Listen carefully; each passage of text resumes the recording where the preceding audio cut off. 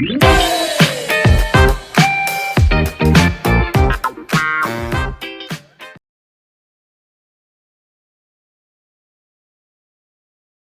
un poco más con asuntos políticos y medioambientales con asuntos ya más que tienen que ver un poco con su disciplina y que pueden aportar significativamente a la manera en cómo nosotros vemos el mundo desde mi disciplina, que entre otras es politólogo. Me presento, mi nombre es Damaris Rosso, soy politóloga de la Universidad de los Andes y estoy terminando mis maestrías en construcción de paz y derecho internacional en la misma universidad. Soy asistente graduada honorífica del Centro Español de la Universidad de los Andes y digamos que soy en este momento la líder de, o bueno, eh, más bien la directora del grupo del programa de investigación de política exterior colombiana, en donde trabajamos también, digamos, muy articulados con digamos, con este proyecto que ustedes están formando y es trabajar con personas de distintas disciplinas, pero además con personas de distintos países, regiones de Colombia también. Y pues el grupo se ha ampliado magníficamente a lo largo y ancho del país y del mundo, por lo que contamos con digamos, un excelente capital humano en términos de investigación. El programa de investigación de política exterior colombiana entonces promueve a aquellos investigadores beginners que están pensando, digamos, desde los propósitos, digamos, desde sus ideales, desde sus convicciones, temas que pertenecen un poco a los asuntos del siglo XXI y los están abarcando y desarrollando desde el punto de vista de la investigación y la educación desde su país o en particularmente, digamos, los que estamos en Colombia. En este sentido, entonces, yo hoy voy a hablar un poco de una de las publicaciones que sacamos hace poco, el libro sobre retos y posibilidades en el proceso de implementación del proceso de paz, más bien, en Colombia. En este documento encontramos, digamos, varios artículos de investigadores muy interesantes y entre esos, pues entonces se encuentra aquel que, digamos, que titulé Paisaje, Memoria e Identidad Internacional Colombiana en tiempos de construcción de paz. Este documento salió hace más o menos eh, como un mes. Y entonces, pues la idea es poder compartir estas ideas y además seguir profundizando en esta investigación, que es algo que en realidad a mí me importa, me mueve muchísimo, en la medida en que me permite, digamos, entender un poco las complejidades que están en el país, las tensiones que tenemos en este momento entre esta idea de implementación del proceso de paz, continuidad del conflicto con otros agentes armados, digamos, el papel del Estado cómo ha jugado y cómo juega en este momento. Y particularmente algo que a mí me parece que es vital en este momento en el país también es cómo se está movilizando la sociedad civil y cómo se están articulando para desarrollar, digamos, ciertos programas que además salgan a partir de las necesidades locales y no sean una imposición de arriba abajo, de una mirada de Estado hacia lo local, en donde no se tiene tanto en cuenta, digamos, las necesidades y además las alternativas que la misma sociedad civil ofrece. En este caso, una primera aproximación que se hizo fue trabajar en cómo se están resignificando los paisajes que estuvieron, digamos, los paisajes eh, que tomaron un significado particular además dentro del conflicto armado colombiano y que ahorita se están resignificando dadas las nuevas circunstancias, a pesar de las dificultades también que tenemos en términos de implementación, pues aún así hay unos proyectos que están apuntándole a una nueva apropiación de la territorialidad del espacio con su comunidad para poder generar, digamos, esos espacios de aprendizaje, de memoria, de reconciliación y sobre todo de una nueva proyección eh, para la comunidad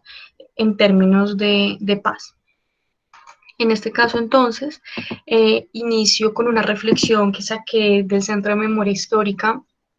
de uno de sus libros precisamente que trabajan toda esta idea de paisaje, de la violencia en particular, y es esta que ustedes pueden ver en la pantalla, que dice, si los árboles, los ríos, los caminos y las ruinas hablaran, ¿qué nos contarían sobre la guerra?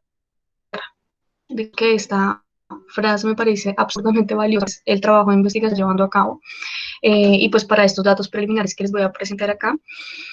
y quiero que de pronto la tengan siempre en mente a la luz de los diferentes argumentos y las relaciones que yo esté tratando de desarrollar a lo largo de la presentación. Digamos que es algo que nos va a dar muchas luces para comprender para dónde quiere ir este análisis y qué estamos tratando de proponer. En este sentido, entonces, el, el análisis que se quiere tratar o abordar aquí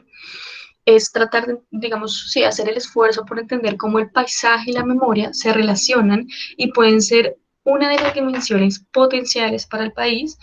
que pueden reconfigurar la identidad internacional de Colombia en tiempos de construcción de paz. Digamos que yo tengo varias presuposiciones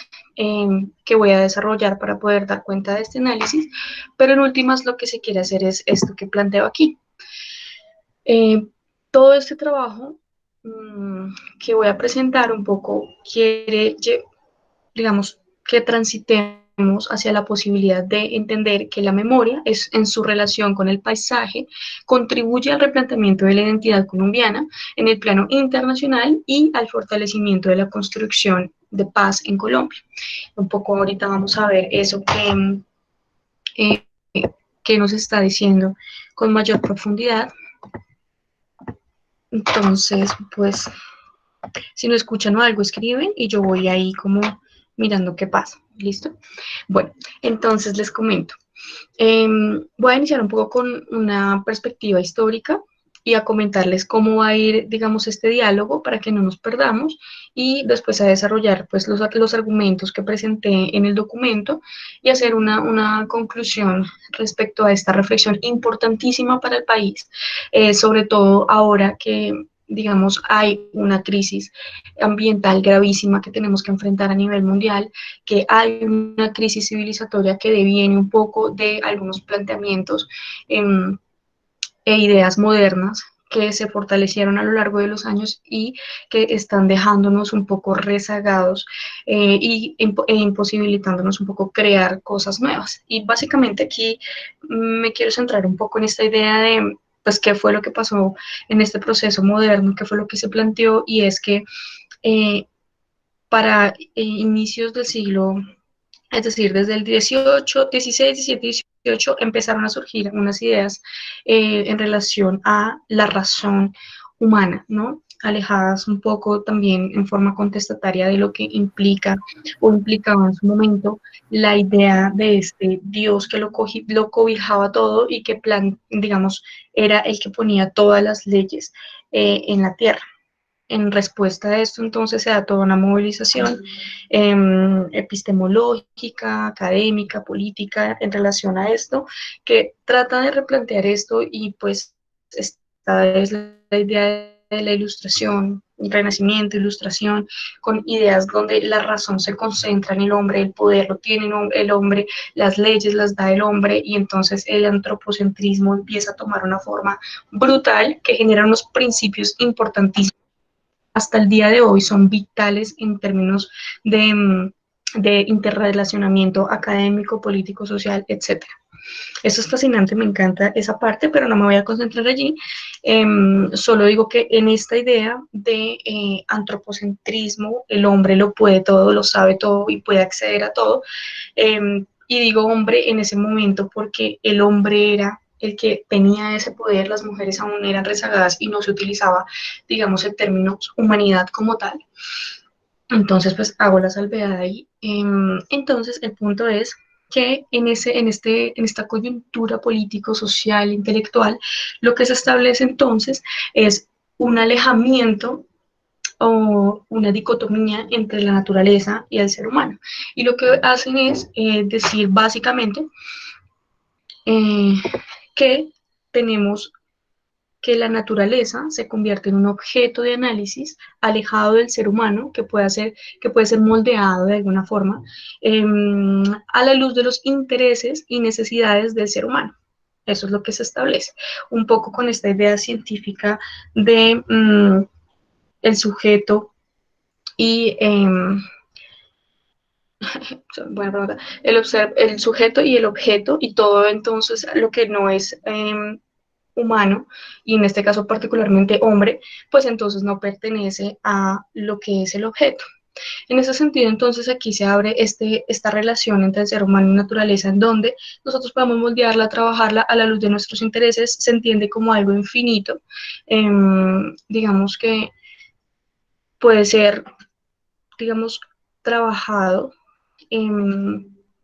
a la luz de esta idea de desarrollo y progreso, particularmente del ser humano. Entonces ahí ya entran un montón de principios rectores para la humanidad en los que básicamente la base es esa separación. ¿Sí? Y aún hoy estamos en eso e intentamos un poco tratar de transformar ese pensamiento,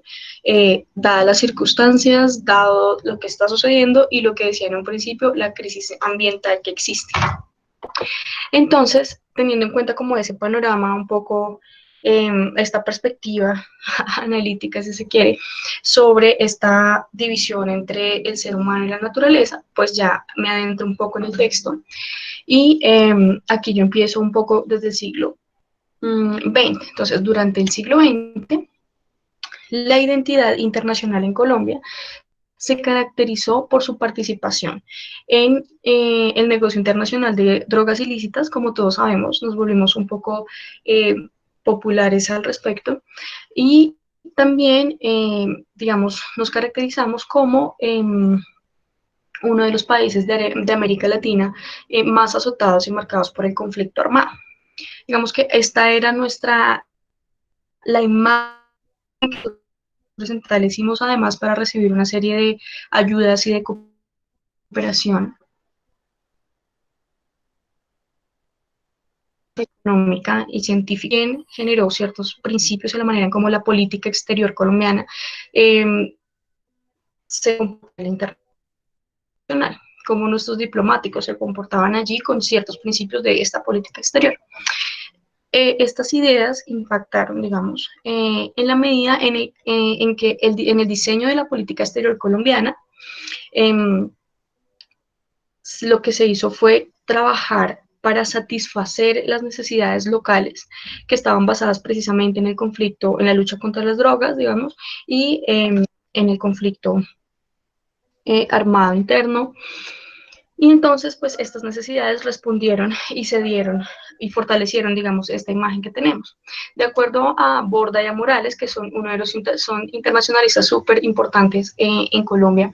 y a nivel mundial también son súper reconocidos, han escrito un montón sobre Colombia, por ello tenemos las perspectivas de ellos acá. Ellos afirman básicamente que esta imagen, esta relación entre lo nacional y lo que proyectamos internacionalmente, digamos que configuró una identidad particular de Colombia a nivel internacional, lo que se refleja en los foros y congresos internacionales en los que ellos constantemente asisten dada su relevancia y su impacto como académicos. No obstante, el control parcial sobre los asuntos de seguridad relacionados al narcotráfico y el fin del conflicto con las FARC, digamos que abrieron espacio, dieron lugar a un proceso de replanteamiento de la política exterior colombiana y por consiguiente de la identidad internacional del país. Es un campo de posibilidad que no ha sido tan explorado porque no hay mucha fe al respecto, pero que digamos que es un esfuerzo que es, digamos, trato de hacer acá para pensarnos de forma distinta y generar alternativas que permitan que Colombia trabaje en otros frentes. En este sentido, como les decía, el propósito de este texto es analizar cómo el paisaje y la memoria se relacionan y pueden ser una de las dimensiones potenciales para la reconfiguración de la identidad internacional en Colombia. Básicamente, con la tesis que les presenté ahorita, lo voy a desarrollar en 3 secciones particularmente. Se las voy a mostrar acá de una vez. Listo. Entonces, básicamente aquí, teniendo en cuenta que estamos argumentando que la memoria en su relación con el paisaje contribuye al replanteamiento de la identidad colombiana en el plano internacional y además nos puede permitir también fortalecer nuestro proceso de paz. Primero, hago un análisis o un estudio mejor de la identidad desde la perspectiva, digamos, constructivista de las relaciones internacionales, con el fin de dar cuenta de la posibilidad existente de replantear la identidad colombiana en el escenario internacional. Digamos que ese es un primer paso que yo voy a dar para entender la condición de posibilidad del espacio que tenemos ahorita y que nos puede enverdenar y nos puede abrir muchas ventanas de oportunidad si se tiene en cuenta, por supuesto. Listo. Más adelante, entonces, como un segundo argumento, lo que trato de hacer es analizar la posibilidad que nos presenta el constructivismo a la luz de la importancia de la memoria histórica para Colombia. Y entonces ya aquí empiezo a adentrarme un poco en lo que implica la memoria histórica para Colombia a partir de las lecciones de otros espacios que también han sufrido guerras, conflictos y que han sido tremendamente marcados por este conflicto, pero también por las decisiones que tomaron post-conflicto. Es decir, esta idea del olvido, de no volver a tocar ciertos temas y cómo esto impactaba, es lo que vamos a entrar a analizar para de estas lecciones poder, digamos, estudiar más adelante cómo el concepto de paisaje como tal nos permite comprender o sí nos permite comprender un poco el factor, como, mejor dicho, el paisaje como un factor relevante en términos de construcción de paz. Entonces vamos a estudiar un poco este concepto y esto también nos va a permitir un poco hacer esta relación entre el paisaje y el conflicto armado colombiano y sus diferentes potencialidades a la luz de la coyuntura. Digamos que cuando escribí este texto aún no estábamos inmersos en la pandemia del COVID-19, entonces digamos que no se centra en esto, sino es un poco el contexto como tal de proceso de implementación de paz en Colombia, pero pues podremos mirar también cómo esto puede afectar o no en algún punto. Entonces, voy a iniciar un poco con el primer argumento, que es este del constructivismo, que es fascinante y que viene como de las teorías de las relaciones internacionales. Como verán, aquí hay un diálogo interdisciplinario interesante que tiene que ver con los aportes de las relaciones internacionales, los aportes de los estudios de paz y memoria histórica y los aportes de los estudios de paisaje y paisajes de violencia que están haciendo aquí en Colombia ya y que nos están permitiendo visibilizar varias cosas, comprendernos de forma más compleja nuestras tensiones, pero al mismo tiempo pues generar las alternativas que necesitamos como país, ¿no? Estoy ocupada. Bueno, entonces, el primero es que desde las relaciones internacionales, como les decía, la teoría constructivista da cuenta de que las identidades son socialmente construidas a partir de la relación y los roles que los estados mismos han establecido a lo largo de su historia, interrelacional también, lo cual moldea una cultura de la anarquía particular que además se reconoce que es mutable. Esta puede transformarse a lo largo del tiempo, de acuerdo también a este sistema de la anarquía y, digamos, los principios que lo rigen. De acuerdo a Pereira, que es uno de los, otro internacionalista relevante, desde el constructivismo en las relaciones internacionales se analiza la identidad del sistema como tal, lo que permite comprender cuál es la estructura de la anarquía que lo regula. Entonces aquí ya aparece alguien muy importante dentro de las relaciones internacionales, no sé si alguno de ustedes ha escuchado, a Wendt, y él lo que hace es elaborar una tipología de culturas de la anarquía. Entre estas se menciona la jovesiana, la lockeana y la kantiana, se los voy a poner también aquí en la presentación, porque ya aquí está, listo.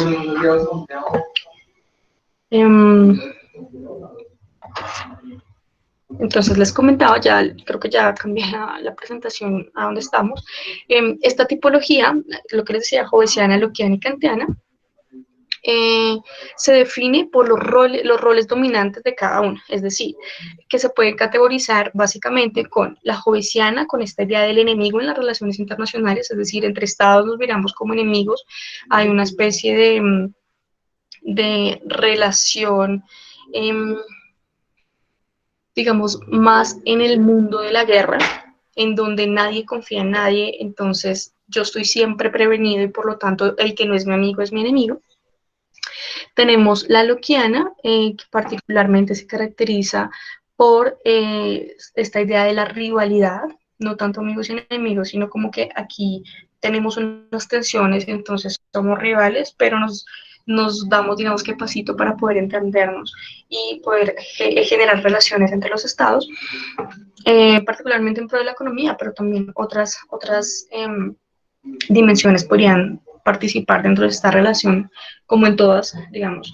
Y la última, que es la kantiana, que particularmente se basa en una idea del amigo, es decir, como esta idea de la cooperación entre estados, el trabajo en conjunto para lograr un objetivo, un fin, etcétera. En ese sentido, entonces, la anarquía se llena de un contenido de acuerdo a estas culturas. Esto es fascinante, ¿no? Porque nosotros estamos dando a partir de ciertos contextos políticos e históricos un sentido a la manera en cómo nos relacionamos como estados con los otros estados. Y esto genera ya un sistema grandísimo en donde todos sabemos cuáles son esos principios, nos entendemos a partir de esos principios y desde allí actuamos como estado. Listo. Entonces, digamos que de esta forma, la interacción de los estados actualmente se podría considerar que está en términos de cooperación y ayuda mutua principalmente, teniendo en cuenta estas tres categorías. Ahí lo que estoy haciendo es adentrarme un poco en la kantiana, diciendo como si bien podrían estar estas ideas actuales de amigo y enemigo, la que más puedo resaltar en este momento es la kantiana, en donde hay varios sistemas de cooperación para lograr un fin. Entonces, por ejemplo, el régimen de cambio climático es como un sistema de cooperación entre estados que busca algo, que lo hace paulatino, que tiene sus problemas, sí, pero que es un sistema de cooperación gigantesco que ya tiene un régimen, digamos, legal, internacional, que permite generar avances para la humanidad. Entonces, pues hay sistemas de cooperación interesantes por destacar en la actualidad. En este sentido, como les comentaba, entonces mi propuesta es que estamos en un sistema de cooperación, particularmente en este momento, una anarquía kantiana, caracterizada por sistemas de cooperación, no tanto altruismo, sino también como independencia entre los estados. Da, digamos, también el fortalecimiento que ha tenido digamos que ha tenido la globalización con las nuevas tecnologías y digamos que su impacto en la manera en cómo se relacionan las personas, los individuos, pero también los estados y los organismos internacionales, organizaciones, etc. En este caso, entonces, esta disposición de la cultura de la anarquía de inicios del siglo XXI posibilita que Colombia trabaje en asuntos de cooperación relacionados a su contexto político de posacuerdo, con el fin de potenciar a su favor las posibilidades y las miradas pro paz, cooperación y ayuda, digamos, mutua que ofrece la cultura de la anarquía kantiana. Esta aproximación del constructivismo en las relaciones internacionales es, digamos, con ella es posible concebir que la identidad del Estado colombiano, al entenderse como un producto de significados intersubjetivos contextuales, puede replantearse internacionalmente al guiarse como un Estado abanderado en temas de memoria histórica, por ejemplo, de reconciliación también, digamos, en la medida en que se busca la construcción de paz en el país. Digamos que aquí ya empiezo a adentrarme un poco en lo que queremos desarrollar en esta investigación. Y es cómo esta condición, esta posibilidad, esta comprensión de que se pueden transformar las maneras en cómo nos relacionamos internacionalmente y que además entendemos que estamos en un espacio principalmente gobernado por sistemas de cooperación más que rivalidad y enemistades, pues nos permite pensar que son condiciones de posibilidad que están a favor de que Colombia pueda cambiar ciertas acciones, ciertas prácticas, también a favor, por decirlo así, de las necesidades internas. ¿Cuáles son las necesidades internas? Pues nuestro proceso de paz es una de las más significativas y a las que más fuerza se le tendría que dar nacionalmente e internacionalmente. Bueno, teniendo en cuenta esto, entonces, quisiera un poco plantear algunos de las posiciones de Klotz y Lee respecto al constructivismo, y es que afirman que este se compone de tres elementos principalmente: la intersubjetividad, el contexto y el poder. La primera hace referencia básicamente a las estructuras y agentes, digamos en general lo que abarcan las normas, las reglas, las ideologías, los significados y digamos que las culturas y fenómenos sociales que se crean en estas dinámicas internacionales. Dichas dinámicas entonces transforman y producen identidades que guían la acción del Estado, un poco lo que les comentaba más, digamos, anteriormente. La intersubjetividad ya, entonces, lo que decimos es que se comprende, o lo que dicen particularmente Klotz y Lynch, no yo, es que se comprende de los significados que los agentes estatales resaltan para marcar la acción futura, partiendo de que los significados sociales y las ideologías son factores que guían la acción estatal de acuerdo a los orígenes y configuraciones sociales. Vengan acá, dejo la parte que hablamos sobre esto y continúo. Listo. Entonces, el contexto ya para ir cerrando un poco los tres grandes puntos que ellos desarrollan, por su parte es fundamental para situar el periodo histórico de la política exterior, ya que este impacta directamente en cómo ésta se estructura. Es decir, que la política exterior, como toda política pública, se haya influenciada por el contexto social, pero también por el contexto material en las que se haya inmersa. Es decir, no podemos alejar nuestro comportamiento internacional de las ideas nacionales, pero además de los contextos que nos están restringiendo. De algún modo, digamos, entender que el contexto internacional está un poco más guiado u orientado en términos de cooperación, y el contexto nacional está trabajando en un proceso complejo de construcción de paz, pues nos da un indicador de cómo podríamos trabajar a la luz de estos dos contextos, utilizando varios de los factores a nuestro favor y no en nuestra contra. Teniendo en cuenta esto, entonces, el poder engloba los significados que prevalecen en el tiempo, los cuales constituyen los intereses, identidades y marcos de interpretación de conductas en la arena internacional. Es decir, aquí el poder es muy, muy importante en la manera en cómo se relacionan los estados, dado que desde ciertos intereses eh, y esta idea de identidades, cómo el país se piensa y quiere proyectarse, pues se generan ciertas estrategias de relacionamiento con otros estados que son fascinantes de comprender, pero al mismo tiempo que son reveladoras en términos de cuándo se logra o no un proyecto nacional. Al aclarar estos tres elementos, es visible que la política exterior está estrechamente relacionada al contexto social, político y económico de un país, así como que también está sujeta a los intereses y significados intersubjetivos de una sociedad. Es decir, aquí estamos amarrando un poco ya todas las implicaciones que tiene hablar de la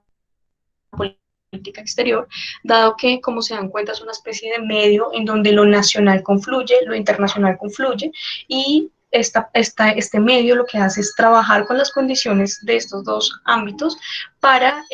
elaborar ciertas acciones, ciertos propósitos y al mismo tiempo ciertas estrategias de interrelación con otros estados de acuerdo a las necesidades de un país.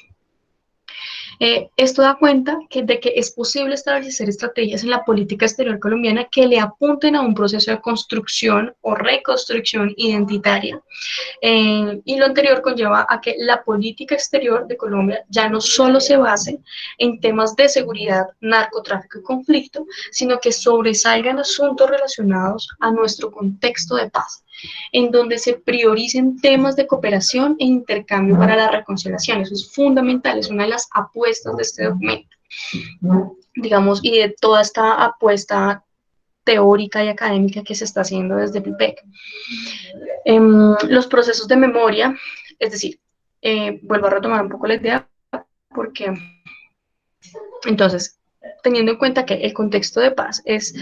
debería priorizarse y generar, digamos, estrategias en este proceso de mediación entre lo nacional e lo internacional. En términos de reconciliación, pues entonces también acabaría resaltar los procesos de memoria y, ¿por qué no?, con la posibilidad de ir, digamos, o de atar estos procesos de memoria y de reconciliación con nuestros territorios no explorados, dado, digamos, el contexto de conflicto armado en el que nos encontramos por largos años, y poder trabajar y pensar con más detalle como país esta idea del ecoturismo y los cuidados que debemos tener alrededor de ella. Digamos que todo ello con el fin de que a mediano plazo Colombia sea un país reconocido internacionalmente por su trabajo y empeño en la paz y reconciliación a través de los paisajes, la memoria y el aprovechamiento sostenible de nuestra biodiversidad. Entonces, aquí ya está un primer momento de la propuesta, que es que nos permite ver esta idea del constructivismo, y es que podemos transformar nuestra identidad a nivel internacional, que para cambiarla, entonces, esta mediación que internacional y internacional tiene que generar estrategias críticas, digamos, nuevos propósitos que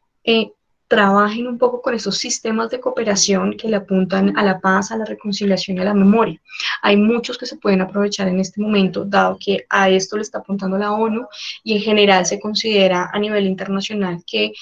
con el fin de los conflictos es viable tener, digamos, interacciones pacíficas entre los estados, lo cual también impacta en lo que es la economía y el desarrollo económico de forma positiva, pero también el desarrollo social, el desarrollo político, etcétera. Hay un montón de interrelaciones aquí que desde la memoria, el paisaje, podemos tratar de dilucidar y entender un poco en su complejidad y en esta interrelación con diferentes temas y propósitos nacionales e internacionales, que también nos permiten entender que efectivamente podemos lograr un cambio, trabajar por él, por supuesto. ¿Qué es lo que pasa y cuál sería una de las principales limitaciones en este punto? Que la política exterior básicamente está relacionada también con, digamos, las decisiones que se tomen dentro del Estado, el presidente de la República, básicamente, respecto a qué temas quiere priorizar y qué temas no. Entonces aquí también esto es un llamado a que se necesitan priorizar temas de paz y reconciliación. Por supuesto, este gobierno ahorita no nos ayuda porque está priorizando de nuevo todo lo que tiene que ver con guerra, todo lo que tiene que ver con terrorismo, y podría entonces lo que estar haciendo es fortaleciendo ya esa línea, esa identidad que hemos consolidado ya por años, y debilitando esta línea que tratamos de proponer desde la academia para que realmente haya un cambio y una transición que nos permita lograr de forma efectiva el proceso, la implementación de nuestro proceso de paz en nuestro país, y que también genere un cambio a nivel internacional, que además lo vimos, no fue tan lejano. Es decir, cuando estaba Santos en el poder, muchos de los países quisieron apoyarnos, nos contactaron, trabajaron con nosotros en el proceso, nos acompañaron, tenían fe, digamos, de que lo lográramos, y por ello también nos aportaron en términos económicos, en términos técnicos, con su conocimiento, particularmente África, que ya había sufrido también un conflicto dolorosísimo en donde se pasó un proceso que igual tiene sus problemáticas, pero logró ciertas cosas que eran necesarias para ese país. Al mismo tiempo en Asia, algunos países de América Latina, particularmente dentro de las dictaduras. Entonces, todas estas lecciones nos permiten un poco comprender que efectivamente se pueden transformar las identidades, y que nosotros podríamos ser pioneros también en este cambio de identidad, y que podríamos estar generando no solamente un cambio de identidad internacional, sino también posibilitando todas las iniciativas que se están dando en el país, visibilizándolas, trabajándolas, y con ello, digamos que dándole un giro a la historia colombiana, que es en últimas lo que necesitamos, darle un giro, cambiar de la violencia a un poco comportamientos más pacíficos, que nos permitan un desarrollo, que nos permitan a su vez, digamos, cerrar aún más la brecha de desigualdad que es tenaz en este país, y al mismo tiempo la de pobreza. Pero bueno, por otro lado, y con la idea de presentar la relevancia de los procesos de memoria en la construcción de paz de Colombia en relación al replanteamiento de la identidad nacional en la línea internacional, entonces lo que busco es analizar cómo los procesos de memoria histórica pueden fortalecer este cambio. ¿sí? Ya ahí empezamos a hacer el link con el siguiente argumento que les hablé al inicio de la presentación. La memoria histórica, entonces, se entiende como un campo que Colombia debe reconocer y priorizar para aportar a la tan anhelada construcción de paz, que en verdad, si bien a pesar de que pareciera que hay una gran ola en contra de la paz, creo que hay muchas más que no están siendo visibilizados pro paz, dado mi trabajo, que se tienen que visibilizar y que nos cuentan cuál es esa otra cara del país que quiere realmente transformar ciertas particularidades y contextos en el país. La memoria histórica, entonces, o de acuerdo más bien al informe de memoria histórica, esta es un campo desde el cual distintos gestores de narrativas articulan e hilan sucesos, sentidos y experiencias sobre un pasado imaginado. ¿Qué quiero decir con esto de un pasado imaginado? Una construcción cultural, básicamente, que tiene la capacidad de reverbar en las mentes de muchas vidas y de producir una imagen en comunión, digamos, en conjunto de una nación. Esta idea de el pasado imaginado, que es producto de un presente vivido que marca el futuro. Aquí estamos jugando con la temporalidad, es decir, no estamos diciendo que el conflicto armado pasó y eso ya está en el pasado, sino que estamos diciendo que en este momento, en el presente, están convergiendo el pasado y el futuro. ¿Por qué? Porque en el presente nuestras decisiones deberían estar guiadas al proceso de paz, que además tienen que tener en cuenta las lecciones del pasado, qué nos ha dejado el conflicto armado y por qué lo queremos dejar atrás y empezar un nuevo camino para Colombia, pero también cómo estamos atados a lo que queremos que nuestras generaciones futuras del país vivan. Es decir, queremos más guerra, queremos paz, cómo la vamos a lograr, qué tipo de desarrollo queremos, ¿no? Porque si nos vamos al de la modernidad, y ahí que se está planteando en general sobre básicamente consumo excesivo, pues también estamos mal, estamos dando una mirada no tan,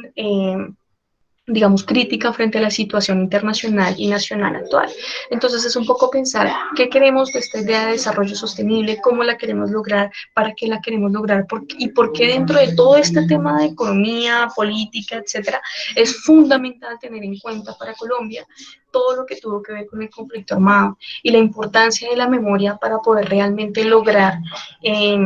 algunas transiciones y algunos cambios en el país que nos permitan no solamente ver el pasado y tratar de olvidarlo, sino verlo críticamente para no cometer esos errores que cometimos en el pasado como sociedad. En este caso, entonces, pues iba a explicar un poco, pues ya estoy explicando un poco esta relación, digamos, temporal, pero pues para profundizar lo que queríamos o quería yo expresar ahí es que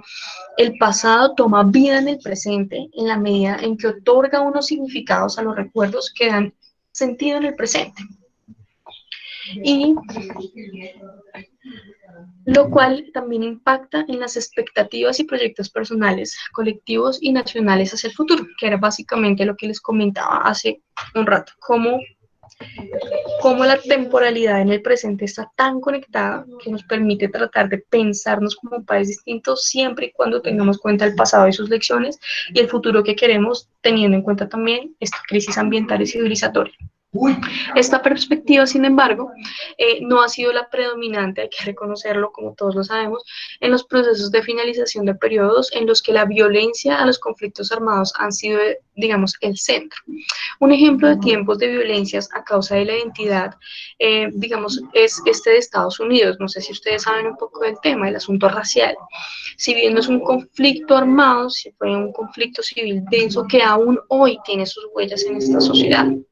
Aquí el racismo jugó un papel central en la política, la economía, las relaciones sociales, culturales, etcétera, ya que las violencias ejercidas en contra de los negros, niggas, fueron legitimadas por el sistema socioeconómico esclavista de los estadounidenses. Digamos que ustedes saben que el esclavismo era fundamental en el desarrollo en su momento de Estados Unidos. Entonces, pues hay que tenerlo o admirarlo con una perspectiva crítica. Con las luchas y los levantamientos en contra de un sistema racista, esclavista y desigual, esta sociedad tuvo que transformarse paulatina y violentamente. Es decir, hay muchas películas que un poco nos retratan la violencia y la crueldad con la que se trataban a los seres que no eran determinados como blancos, digamos, y cómo esto también impactaba y nos hace pensar un poco también en nuestra relación con nuestros pueblos indígenas en Colombia. Es una vaina brutal que si bien no son esclavos, parecen pertenecer a una nueva esclavitud, a una esclavitud moderna, por decirlo así, en donde están tremendamente marginados de la sociedad y sufren profundamente todo lo que hacen alrededor de ellos en términos de que las epistemologías son muy distintas. Lo que quiere el occidente es extracción, consumismo, mientras que varios de los pueblos indígenas quieren algo completamente distinto, casi que son posiciones irreconciliables y pues es lo que ha generado ahorita en la actualidad varios de los conflictos que tenemos y que están agudizando un poco los conflictos que ya existían, pero que digamos que siempre han estado ahí. Pero volviendo un poco, entonces, estas luchas de Estados Unidos, si bien fueron violentas y paulatinas, tuvieron unos logros. Sin embargo, nada de este proceso hizo parte de la nueva sociedad americana de los Estados Unidos, lamentablemente, pues el silencio y el relativo olvido como postura estatal fueron las bases que dieron lugar a otras dinámicas socioeconómicas. Dicha sociedad aún hoy es débil enfrentando el racismo vivido y, y digamos que reconociendo el impacto de este en el contexto actual. Es decir, en Estados Unidos simplemente se quería dejar atrás esto de la esclavitud, o se dejó atrás lo de la esclavitud, digamos, en términos oficiales, para ser como la nación proyecto del mundo, inspiración, y potenciar, digamos, esta idea de convertirse en una potencia económica, social, cultural. Y lo que se hizo entonces fue dejar atrás aparentemente el racismo, pero que eso tuvo unas implicaciones y tiene unas implicaciones en la actualidad. Más adelante continuaré profundizando esto. El otro ejemplo que quiero conversar un poco aquí es este de, no sé si han escuchado, pero en tiempos de conflicto armado interétnico encontramos entonces el caso de Irlanda del Norte. Dicho conflicto tuvo como epicentro el enfrentamiento de la ciudad de Belfast. Los actores de este conflicto fueron los unionistas de Irlanda del Norte, que eran defensores de la, digamos, de la preservación de los lazos con Reino Unido, y los republicanos irlandeses, quienes lucharon por la independencia total o integración a la República de Irlanda. En este contexto nacional se afirma, digamos que se firma un acuerdo en que, digamos, se denominó el acuerdo del Viernes Santo. Esperen un momento, se me olvidó. Bueno, ya fue. Aquí estamos, listo. Digamos que en este acuerdo que se planteó en este país, digamos que los fundamentos fueron básicamente que se tomó la decisión de no poner en discusión aquellas violencias vividas en tiempos de conflicto y dolor. Estos dos casos, tanto el de Estados Unidos como el de Irlanda del Norte, con distintas formas de operar y generar violencias en las respectivas sociedades, dado que uno responde a un conflicto interétnico y el otro es un conflicto socioeconómico basado en el racismo, permiten cuestionar hasta qué punto ha sido el olvido una estrategia pertinente para borrar el pasado. En este sentido, entonces, no solamente estos dos ejemplos cabrían para cuestionar, digamos, esto, pero ciertamente son ejemplificadores y nos permiten pensarnos como país. Por supuesto, hay varios, como les decía, África, se han tenido conflictos profundos, han tenido que ir, ¿cómo se diría esto? Disminuir los conflictos y enfrentamientos, pero pues que a su vez han generado también otros procesos violentos con los discursos que tienden o al olvido total o a ignorar completamente lo que sucedió, como si nunca jamás en la vida hubiese pasado. Entonces, en Estados Unidos, de acuerdo al Centro de Memoria Histórica, en Estados Unidos, el reconocimiento social de la crueldad y el del aprobio del sistema esclavista ha dejado en la oscuridad digamos que ha dejado en la oscuridad los legados racistas y explica en parte las explosiones recientes bueno, no tan recientes, esto es una cita, en Charlottesville, que además también se reflejan en varios sitios de Estados Unidos. No sé si ustedes han tenido la oportunidad de ir, pero aún hoy el racismo es fundamental en cómo se estructuran, cómo se hablan, digamos, cómo se estructuran en términos de estados, cómo se hablan en territorio, etcétera. Y estas reacciones dan cuenta de que los agravios no resueltos y de las divisiones y los odios no sanados en ese país, pues han generado o han dejado, digamos, heridas abiertas que aún hoy no son cerradas y que están dando paso a conflictos tal vez más peligrosos y violentos que antes. En Irlanda del Norte, por su parte, el silencio sobre lo que eufemísticamente llaman los disturbios deja a las nuevas generaciones que no vivieron esos años en un vacío de memoria. Como lo veremos aquí, se los voy a compartir ya. Ay, perdón. Esta reflexión del Centro de Memoria Histórica, que ahora no encuentro. Bueno, creo que a esta presentación le quité esta parte, y es que eh, los disturbios deja a las nuevas generaciones que no vivieron esos años en un vacío, es decir, de memoria, en donde nadie sabe qué fue lo que pasó. Pues las nuevas generaciones, con todo lo que tiene que ver con el pasado, pues pareciera no tener un anclaje con el pasado. Entonces, las nuevas generaciones están viviendo esta guerra todavía entre independentistas y republicanos sin darse cuenta que ya la habían vivido. Y pues ahí están, aún hoy se ha agudizado digamos, este conflicto. Lo anterior, entonces, hace visible que independientemente de que haya un conflicto armado o unos periodos de violencia con distintas causas y luchas, uno de los factores importantes a considerar es que se reflexione frente a aquello que sucedió y que dejó huella en cada una de las personas que hicieron parte de esas olas de violencia. Eso es fundamental. Sin un tratamiento adecuado de la memoria, digamos, reconociendo esto como algo relevante, lo que se evidenció en Irlanda del Norte y Estados Unidos es que hay procesos de repetición de las violencias o de explosión de odios guardados o heredados que se materializan en otros tiempos y hacen que una sociedad recaiga y vuelva a enfrentarse y activar los ciclos de violencia.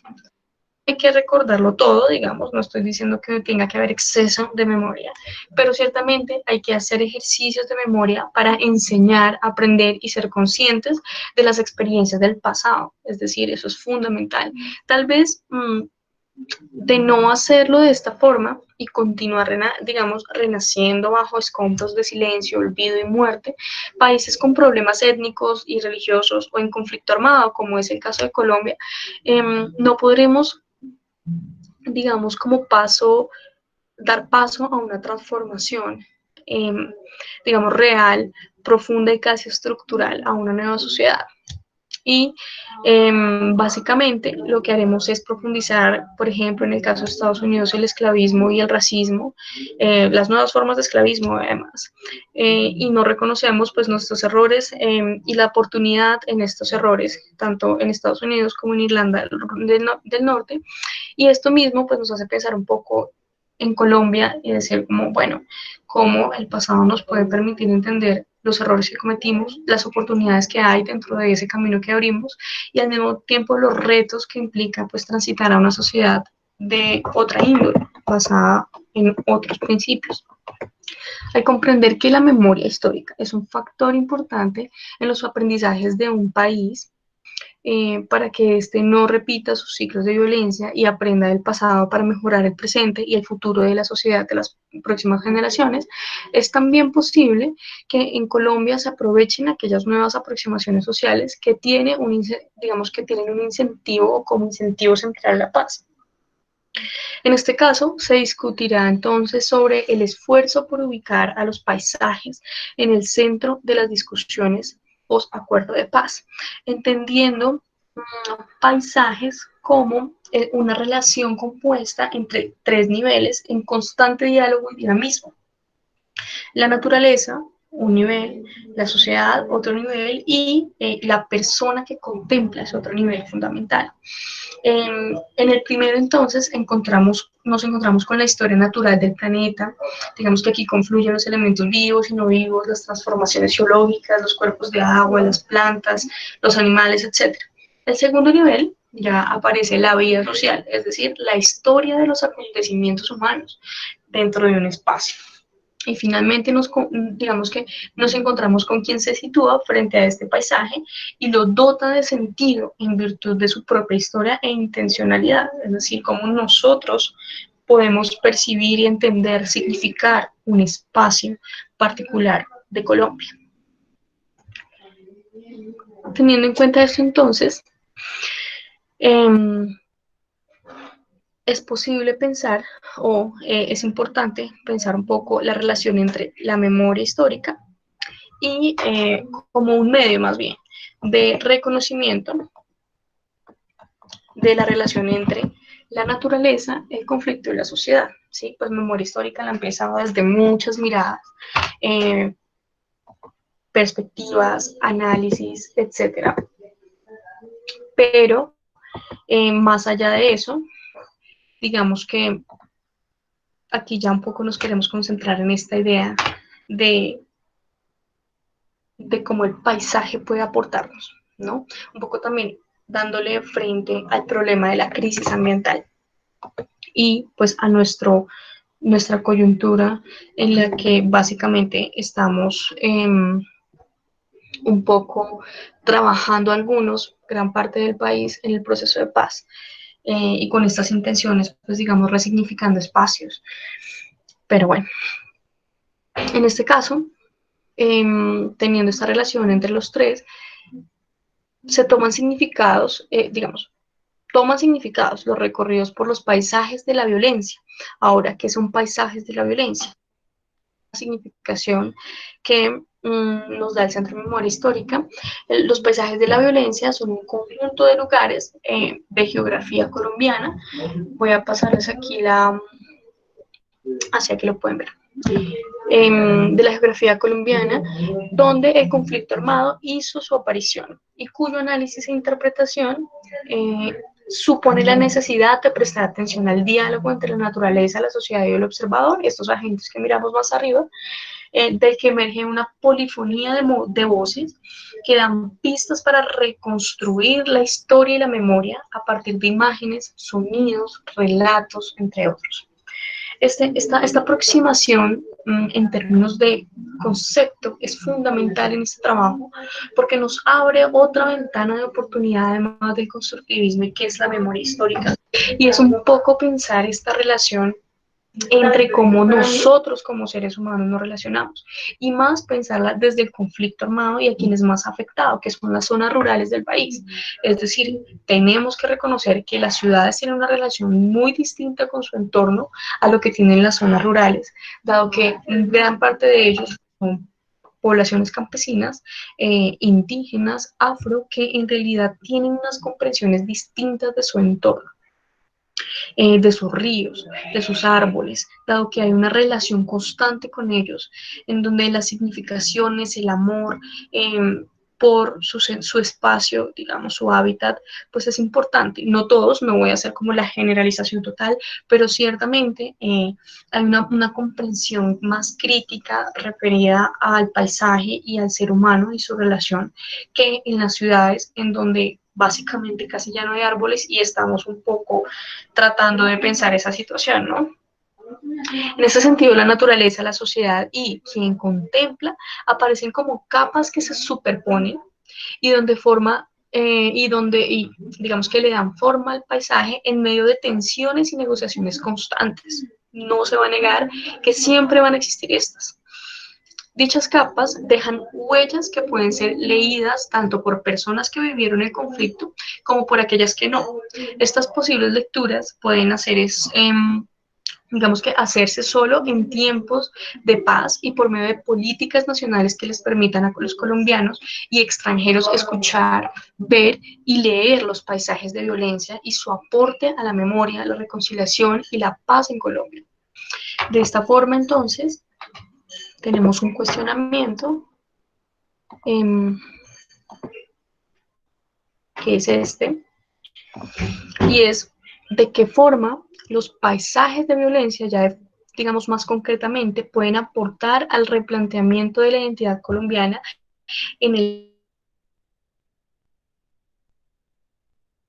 O sea, aquí ya tenemos un marco teórico interesantísimo y único que nos da algunas visiones, unas perspectivas, unas aproximaciones, pero ahora cómo lo vinculamos más concretamente al caso de Colombia y cómo lo pensamos desde acá de acuerdo a nuestras necesidades, a nuestros contextos y a nuestras realidades, porque además somos tremendamente heterogéneos en las realidades regionales y nacionales de Colombia.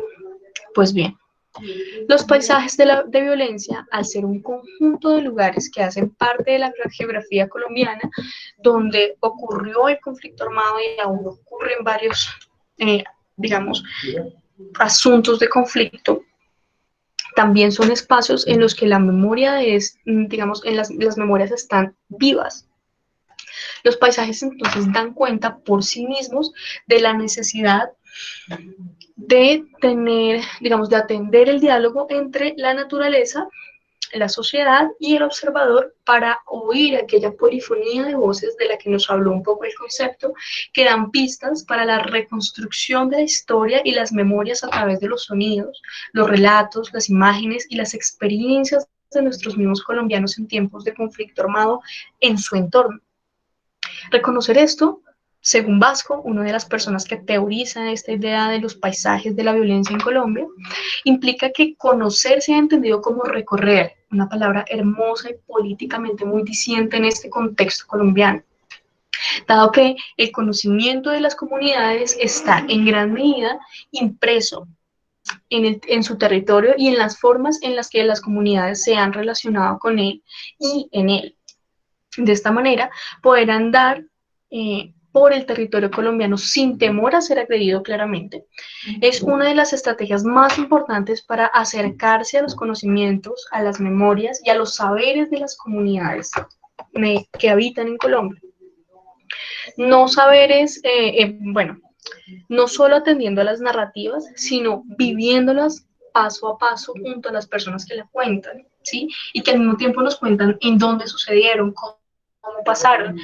claramente teniendo en cuenta que ellos mismos quieren contar, pensarse y a partir de eso reconciliarse con su entorno. En consecuencia,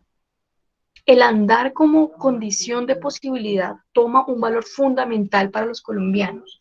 Eh, para que puedan conocerse, mirarse al espejo, digamos, nosotros como los colombianos podamos hacer digamos, esta práctica crítica con nosotros mismos y, digamos, además de reconocernos, pues poder tener la posibilidad de explorar, entender críticamente las experiencias vividas y la historia de un país desangrado por el conflicto que necesita de la paz para curarse y cimentar un nuevo camino. Así, el paisaje de la violencia nos permite descubrir aquello que los árboles, los ríos, las ruinas y los senderos callan, pero las memorias recuerdan vívidamente. Entonces, no olviden la conexión entre esa primera frase que les mostré de memoria histórica y todo el documento como lo estamos pensando. Digamos que en toda la presentación, a lo largo de toda la presentación, un poco la frase que siempre permanece es esta. Dichos hallazgos no solo nos permiten mirarnos al espejo, como decíamos, y redireccionarnos como país, sino que también nos posibilita la apertura de espacios de discusión y aprendizaje en relación con el territorio, tanto por los nacionales como por los extranjeros. Es decir, la posibilidad de poder adentrarnos y conocer en nuestro país sin destruir lo que ha pasado, sino darle un poco prioridad a escuchar lo que sucedió, a entender lo que sucedió, tanto por nacionales como extranjeros, pues es un espacio en donde se reconoce que el andar es básicamente un proceso de conocimiento fáctico de hechos del pasado que pretenden ser curados del odio, la violencia y el olvido. Andar, recorrer y escuchar lo que pasó nos da una ventana de posibilidad siempre y cuando se están teniendo en cuenta que las personas quieren precisamente hacer eso, poder recorrer y compartir sus vivencias para que estas no vuelvan a pasar en el país. Nunca se está hablando de obligar a las personas a contar, jamás. Pero ciertamente hay unas que han avanzado en este proceso y que quieren compartir para que no volvamos a cometer los errores del pasado, y es algo que siempre está ahí. Digo, si ustedes escuchan a las víctimas hablando en los videos, pidiendo justicia, una de las más importantes es: no me importa la cárcel, quiero saber qué fue lo que pasó, por qué pasó de esta forma, porque yo eh, conocer, saber, entender y ahí perdonar, de pronto curarme, porque sin saber nada no puedo curarme, no puedo perdonar, no puedo nada. Con todo esto, vale la pena entonces cuestionar qué es exactamente lo que pueden contar y reavivar esos paisajes de la violencia de los que tanto hemos hablado a partir del andar y el recorrer. Al respecto, es imposible no recordar esta película colombiana del Río de las Tumbas. No sé si ustedes han tenido la gran oportunidad de verla. Fue dirigida por Julio Luzardo, eh, y digamos que es eh, una película ya de muchos años que nos da o nos muestra las bases o dentro de la ficcionalización cómo un país como Colombia se puede estar pensando y qué caminos está tomando. Básicamente la ficción aquí aparece o parece fusionarse con la realidad. Es decir, el Río de las Tumbas relata básicamente, digamos en resumen, la vida de una población que está a orillas de un río y que no se sorprende con la aparición de ciertos cadáveres de forma repentina por cierto tiempo. En este caso, la indiferencia, la pasividad y el temor sobresalen como características de un pueblo en tiempos de violencia. Esta ficción audiovisual, no muy alejada de la realidad, se hace tangible en las memorias que quieren, en las memorias de quienes habitan cerca del río, y eso nos lleva un poco a pensar en lo que pasa en Catatumbo y cerca del río Catatumbo, ubicado en el noroeste del departamento del norte de Santander. Para ampliar un poco la información, para muchas regiones en Colombia, los ríos son la principal forma de transporte, ya que sus aguas comunican a una región con otra y permiten la movilidad de personas y mercancías. Además, otra de las significaciones que le hemos dado al río en general es que estos han sido, de acuerdo a su ubicación, lugares de intereses económicos para grupos armados en el país y al mismo tiempo está, digamos, para el Estado. Estas características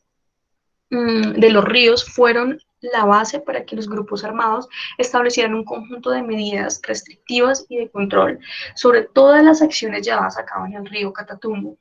Lo anterior, digamos, se hace. Estoy mostrando acá, si quieren, bueno, voy a leerla. Entonces, como verán, aquí en el Centro de Memoria Histórica nos dicen lo siguiente: el río Catatumbo es uno de los casos que ejemplifica esta historia de control. Al recorrer el recorregimiento de la Gabarra, fue posible evidenciar cómo en varios puntos del río de las AU se instauraron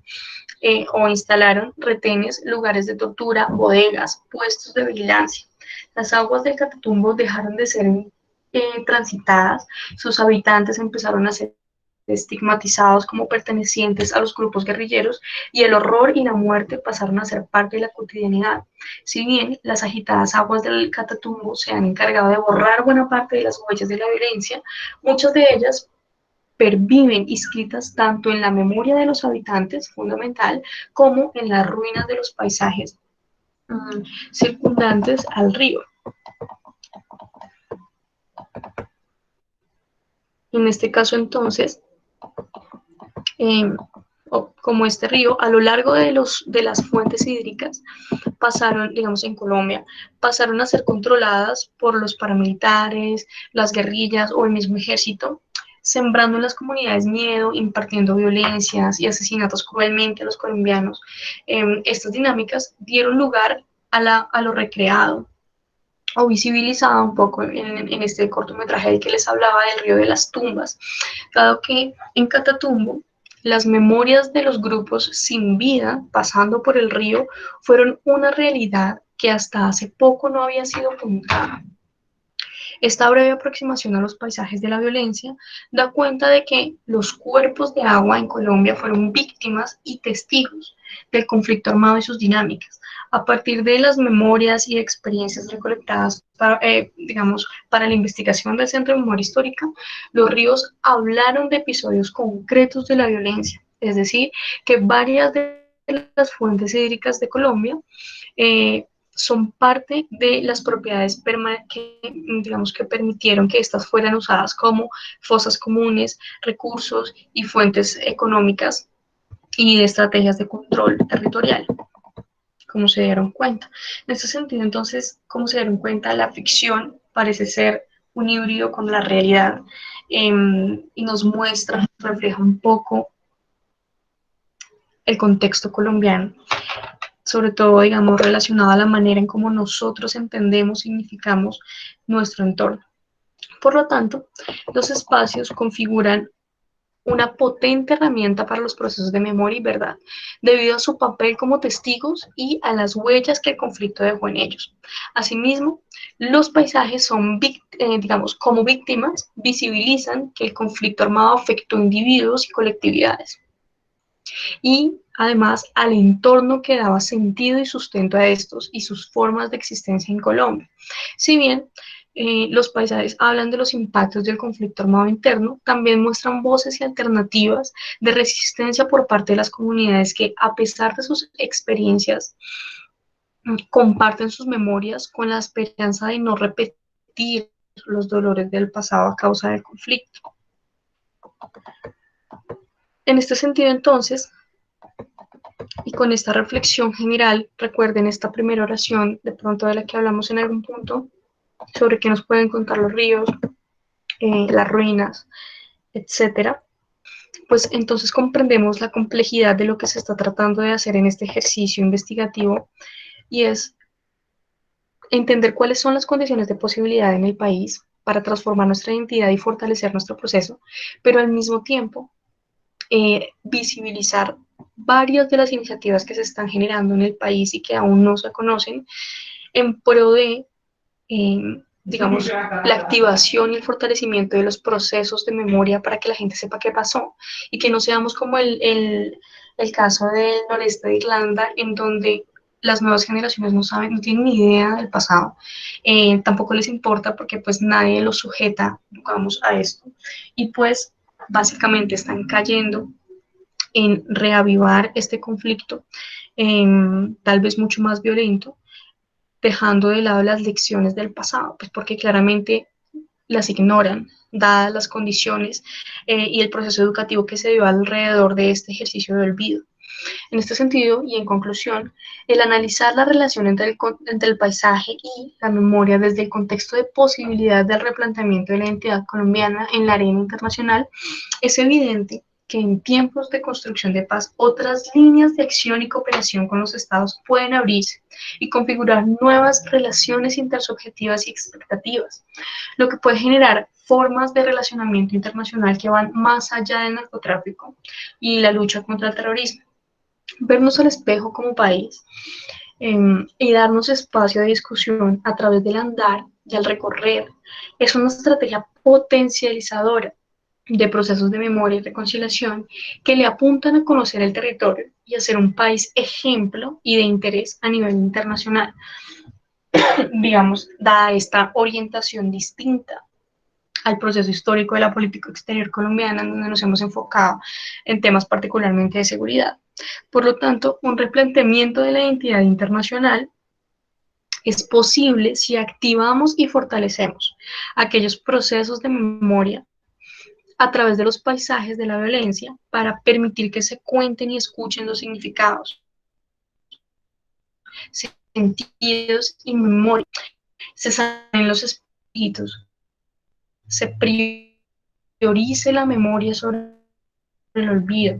y lo anterior con el fin de cimentar un camino hacia la sostenibilidad ambiental de país en general, teniendo en cuenta la importancia de la sociedad civil, de sus vivencias, de sus aproximaciones al conflicto armado y de sus enseñanzas también, porque sus lecciones y enseñanzas nos van a transmitir lo que el país realmente puede estar necesitando en este momento, más allá de las violencias, más allá del exceso de olvido, más allá del exceso de memoria, como el equilibrio entre estas dos tal vez puede ser el camino y la alternativa más posible eh, para el país. Creo que esta sería como mi reflexión final frente a este análisis investigativo que aún estamos desarrollando, son datos preliminares. Lo que estamos haciendo es un estudio entonces de otros paisajes de violencia que nos permitan entender cómo está funcionando la sociedad afectada principal o directamente por el conflicto armado, entendiendo que pues claramente las vivencias entre las ciudades y las zonas rurales son distintas.